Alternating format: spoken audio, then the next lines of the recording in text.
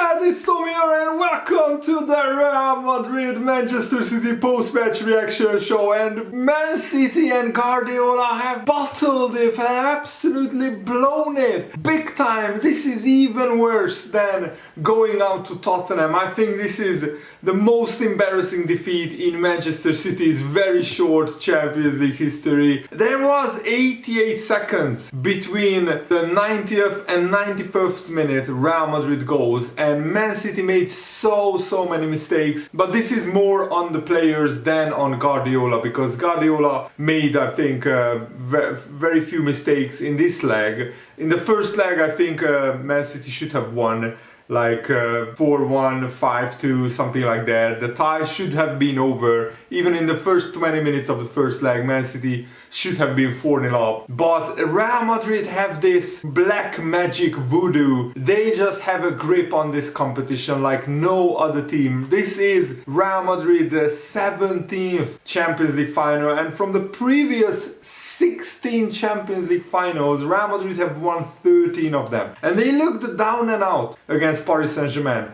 They were 2-0 down in the second leg and they came back and knocked PSG out. Then they looked down and out against Chelsea. They were 3-0 down and then they came back in that one. And this time they were 5-3 down, so 2 goals down in the 90th minute with 0 shots on target. They basically had a 1% chance of qualifying at that moment. And what happens next? Rodrigo comes up with 2 absolutely monumental goals. But what I don't understand is that how can Man City fold like a small team? Yes, they are a small club, and this is why history and pedigree and heritage matters in the Champions League, because Man City have absolutely no history in this competition. Well, one Champions League final which they lost against Chelsea last season, and the Man City players are absolutely bottle jobbed. They just folded under pressure. Let me know what you think about this in the comments below, and leave a like on this video if you are happy that Man City are out. So Man City can only win the Premier League title. That's the one trophy that they are going for. But this defeat and the manner of this defeat will surely leave very big mental scars on the Man City players, and that's what I'm hoping for, that if there is difficulty, and there will be difficulties in the Man City's final 4 Premier League games, that the heads will be nervous, the legs will crumble, because that's exactly what happened against Real Madrid in this semi-final. That's what happens against Chelsea in the Champions League final last season, and they got knocked out by Lyon, by Tottenham, by Monaco in the previous 3 Champions Leagues, in the Champions League quarter-finals. So Pep Guardiola was brought in to win the Champions League for Manchester City, and he is an utter failure in that department. Overall, I think Guardiola is a massively successful manager at Man City, but the Holy Grail, the most important trophy that the Man City owners want to win, is the Champions League. And Guardiola, with Man City in the Champions League, with the amount of money that he spent, with the players that he has, I mean, he called on Jack Grealish. You can substitute Jack Grealish on in a Champions League semi-final worth £100 million. I mean, he's not worth that, but Man City paid £100 million for their player. You can substitute on £100 million player, and you still go out to a pretty awesome Real Madrid team in terms of they just don't really have a cohesive pattern of play and tactics. They rely so much on individual moments and individual brilliance. But when you have so many players who can come up with individual brilliance, like Benzema is the most clutch player this season in the world, Rodrigo, Vinicius Jr. So it won't be an easy Champions League final. If you are a Liverpool fan watching this and you think Liverpool will smash Real Madrid, Liverpool will beat Real Madrid, they have a history in this competition for a reason. Because they are a team who are you can never ever write them off. And maybe Guardiola thought with his substitutions, taking Kevin De Bruyne off, Kyle Walker off, Riyad Mahrez off, Gabriel Jesus, 4 players who could have won the game in extra time for Man City. Guardiola took them off because he thought that the tie was over. He honestly thought that the tie was done. Real Madrid had no shots on target until the 90th minute, so Guardiola didn't really sense the danger. But that's the thing with Real Madrid. Even when you are 2 goals up in the 90th minute, you can never switch off. You can never say it's over, because they are the biggest comeback kings in Europe this season and probably in the whole history of the competition. And what I also didn't understand is that, okay, Real Madrid scored 1 goal in the 90th minute. Man City should have managed the game better, and that's on the Man City players. They are absolutely bottle jobs. The ball goes back to Ederson, I think, and instead of him keeping the ball or passing it to a Man City player, he just hoofs it straight to Courtois. Real Madrid come back on the attack, and just, 88 seconds between Real Madrid scoring a goal in the 90th minute and then scoring another goal in the 91st minute.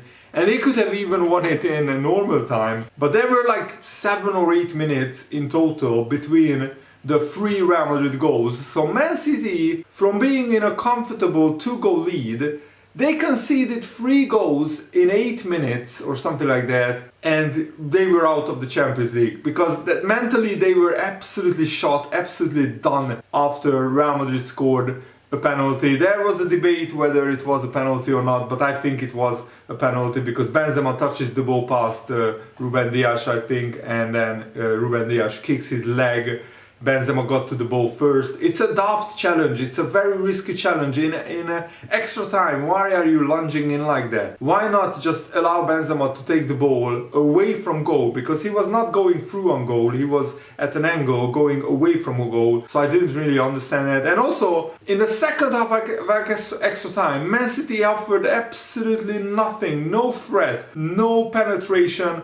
They were just hoofing long balls into the Real Madrid box. And that's where you knew that mentally the Man City players were absolutely shot, absolutely done. They didn't have the courage, they didn't have the confidence to play football anymore. To play the kind of football that resulted in Man City being 2 goals up in this tie 4 times across both legs. They were leading 2-0 in the first leg. They were leading 3-1, they were leading 4-2 in the first leg, and then in this second leg they were leading 5-3. 4 times Man City were 2 goals up and they threw it away. And Real Madrid knocked them out 6-5, and I'm absolutely happy and over the moon with this, because yes, Real Madrid will be a very, very tough opponent, but I honestly didn't want to play Manchester City in the Champions League final. The all English finals are usually very dull, very drab affairs with not that many goals, and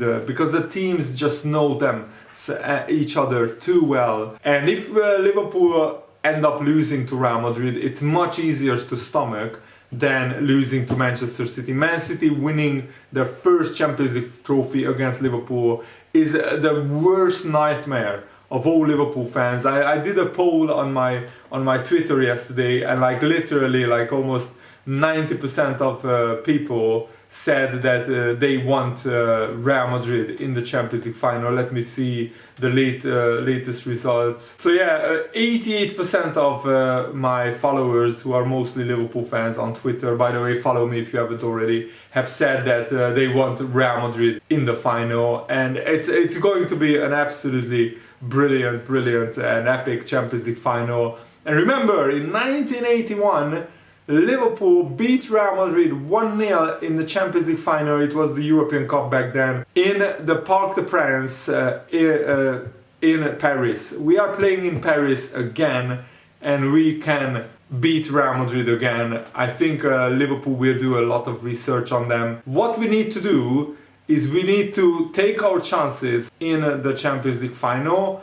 And also we need to watch out for Benzema, Rodrigo and Vinicius Jr. Vinicius Jr. against Trent Alexander-Arnold will be an epic battle on the right side of Liverpool's team. But we will of course do a big preview for Liverpool Real Madrid Champions League final. I'm just so happy that, even though I don't really like Real Madrid, but I absolutely hate Manchester City with the way that they have artificially pumped up their club illegally, and they should have been banned by UEFA in the Champions League. They got away with that on a technicality that the rule-breaking offenses that they found were more than 5 years old.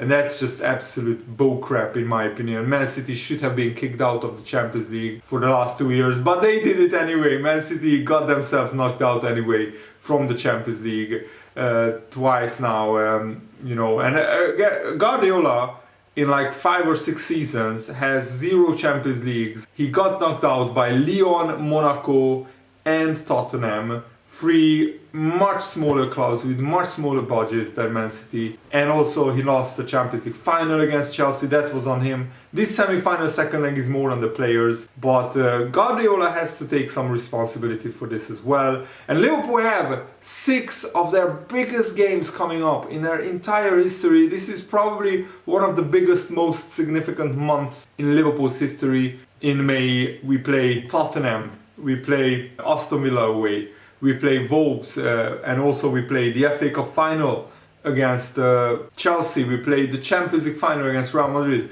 and one other game, I can't remember exactly which one off the top of my head. But this is the biggest month in Liverpool's history. We are a few games away from immortality. If Liverpool win the quadruple, which now has a 17% chance, increased from 40% before. We have a 65% chance of winning in the Champions League.